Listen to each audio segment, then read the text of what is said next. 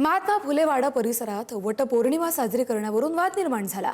खासदार मेधा कुलकर्णी यांच्या उपस्थितीत झालेल्या कार्यक्रमाला पुरोगामी कार्यकर्त्यांनी विरोध केला असून ही कृती फुले आणि सावित्रीबाई फुले यांच्या विचाराच्या विरोधात असल्याचं त्यांचं म्हणणं आहे। तर हा कार्यक्रम पुरातत्व विभागाच्या परवानगीने झाल्याची माहिती मेधा कुलकर्णी यांनी दिली आहे। यावरूनच पुरातत्व विभागावर देखील आक्षेप नोंदवण्यात आला आहे। फुले सावित्रीबाईंच्या विचाराच्या विरोधात या वडाच्या झाडाला हे दोऱ्याचे फेरे मारून ह्या मेघा कुलकर्णींनी काय साध्य केलं? तुम्हाला कोथरूडमध्ये तिथं वडाची झाडं नव्हती का? प्रशासन याच्याकडं ढिंबपणे बघत राहतंय। पुरातत्व खातं अशा प्रकारांना त्यांच्या जबाबदारीवर ही सगळी ऐतिहासिक स्थळे अशा प्रकारांना प्रोत्साहन देतंय। पोलीस प्रशासन प्रोत्साहन देतंय का? तर फक्त एका विचारणीचं सरकार आहे म्हणून। त्यामुळं याच्या पुढं आता मोठा संघर्ष होणार। आता आमचे पण ज्या रूढी परंपरा आहेत आणि बाकीची जे वारसा स्थळ आहे तिथं पण त्या रूढी परंपरा आम्ही करून दाखवणार।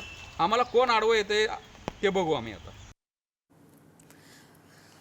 आपले प्रतिनिधी ज्ञानेश्वर चौतमल आपल्याला या सगळ्या संदर्भातले अधिकचे अपडेट देतील।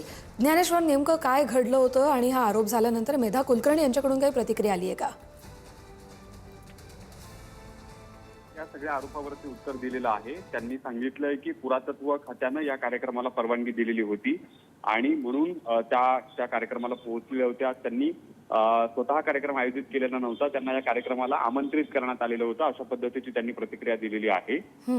वटपौर्णिमेच्या दिवशी महात्मा फुले वाड्यामध्ये जे असलेलं वडाचं झाड आहे त्याला जो वटपौर्णिमेच्या दिवशी वटपूजेचा कार्यक्रम झाला, या कार्यक्रमावरून पुरोगामी कार्यकर्त्यांनी आक्षेप घेतलेला आहे। आणि या सगळ्या प्रकरणामध्ये एक आणखी महत्वाची माहिती पुढे येते, ते म्हणजे पुरातत्व खात्यानं आधी या कार्यक्रमाला अर्थात वटपूजेला फुलेवाड्यातल्या परवानगी दिलेली नव्हती, मात्र दुसऱ्या दिवशी एक आदेश काढला आणि त्या आदेशामध्ये पोलीस बंदोबस्तात किंवा योग्य ती खबरदारी पोलिसांनी घ्यावी, या ठिकाणी या कार्यक्रमाला वटपूजेच्या परवानगी देण्यात येत आहे, अशा पद्धतीचं ते आशयाचं पत्र होतं। आणि त्यानंतर हा कार्यक्रम जो आहे तो त्या ठिकाणी पार पडलेला आहे। मात्र या सगळ्या कार्यक्रमाला वटपूजेच्या पुरोगामी कार्यकर्त्यांनी ज्ञानेश्वर, मी तुम्हाला थोडंसं थांबवते। आपल्याबरोबर थेट खासदार मेधा कुलकर्णी जोडल्या गेलेल्या आहेत।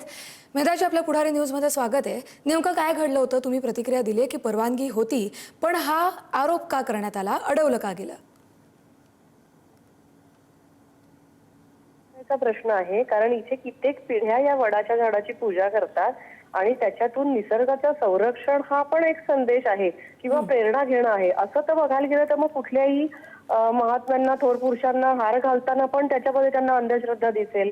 या भावनांचा मुद्दा आहे हा, की ज्या पद्धतीने उल्लेख आहेत वडाच्या झाडाच्या संदर्भामध्ये किंवा आता निसर्गाच्या दृष्टिकोनातून जे वडाला खूप मोठ्या प्रमाणात महत्व आहे, प्रामुख्याने आपण कार्मरे मिशनवर आता बोलतोय आणि अख्खं जग बोलतोय, तर याच्यातली कोणती झाडं ही या दृष्टिकोनातून पर्यावरणीय दृष्ट्या महत्वाची आहेत हेही आता सिद्ध होतंय। हे अनेक वर्षांपूर्वी आपल्या सगळ्या ग्रंथांमध्ये याचा उल्लेख आहे, पण अनेक जणांना धार्मिक पद्धतीने केल्यानंतर पटतं, त्यामुळे त्याला तसा रंग दिलेला गेलेला असू शकतो। पण प्रामुख्याने आपले सगळे जे सणवार आहेत ते सगळे निसर्गाची जवळीक साधायला शिकवतात। नागपंचमी असेल, बैलपोळा असेल, अशा सगळ्या याच्यामध्ये म्हटलं तर अंधश्रद्धा आहे आणि म्हटलं तर कृतज्ञतेची भावना आहे। इकोसिस्टीम मधल्या नागासारख्या एखाद्या फॅक्टरला सुद्धा महत्व देणं, असा त्याच्यामध्ये संदेश आहे की तुम्ही मारू नका, झाडांचं संरक्षण करा, प्राण्यांचं संरक्षण करा, ते सगळेजण इकोसिस्टीमचा भाग आहेत किंवा निसर्गाचा भाग आहेत, अविभाज्य असं घटक आहेत।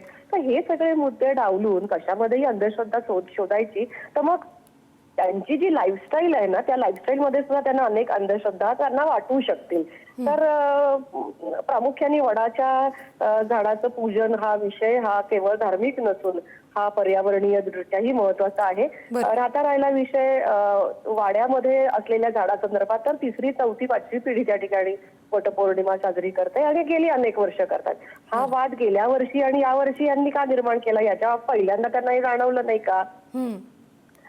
हा वाद आता त्यांनी निर्माण करायचं काय कारण? आणि आम्ही दरवर्षीच जातो। आता जो हा कार्यक्रम तिथे मी आयोजित केलेला नव्हता, तर हा कार्यक्रम दुसऱ्या एका ग्रुपने आयोजित केला, तर ज्या स्थानिक महिला आहेत त्यांनी मला तिथे निमंत्रण दिलं होतं म्हणून मी गेले होते। मी कार्यक्रम आयोजित केलेला नाहीये, मग या सगळ्यांवर गुन्हे दाखल करणार? स्थानिक महिलांवर तुम्ही गुन्हे दाखल करणार?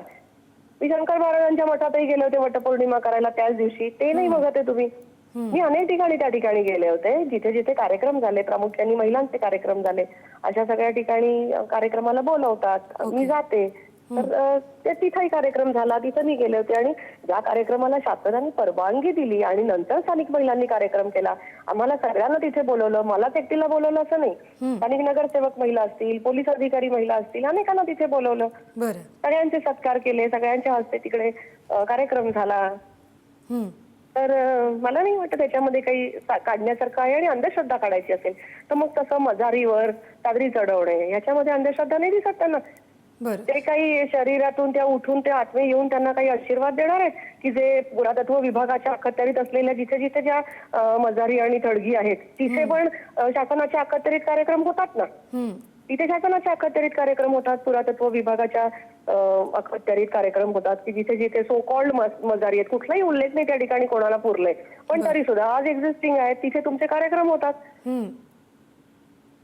त्यामुळे सांगायचा मुद्दा काय आहे की हे पण शासनाच्या सगळ्या सुरक्षिततेच्या नियमांच्या अंडर होतात हे कार्यक्रम.